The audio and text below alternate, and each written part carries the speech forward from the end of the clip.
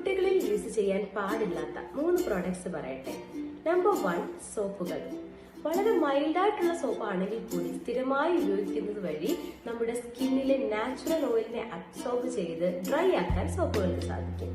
അതിനു പകരം നാച്ചുറൽ ആയിട്ടുള്ള പയറുപൊടി ഉപയോഗിക്കുകയാണെങ്കിൽ അതിലെ വൈറ്റമിൻ എ, സി എന്നിവ സ്കിന്നിലെ ഡെഡ് സ്കിൻ സെൽസിനെ റിമൂവ് ചെയ്ത് ഹെൽത്തിയും സോഫ്റ്റുമായിട്ട് സൂക്ഷിക്കും.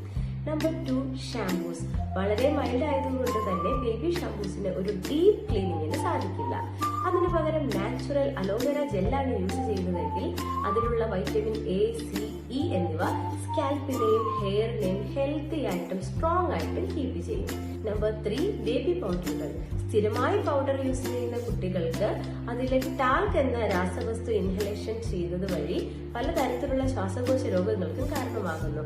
കണ്ണിൽ പൗഡർ വീഴുന്നത് വഴി കണ്ണിലുള്ള ഇറിറ്റേഷൻസിനും വജൈനൽ ഏരിയ വഴി പെൺകുട്ടികളിൽ പൗഡറിന്റെ കണങ്ങൾ ഉള്ളിൽ പോകുന്നത് ഒവേറിയൻ ക്യാൻസറിന് വരെ കാരണമാകുന്നു.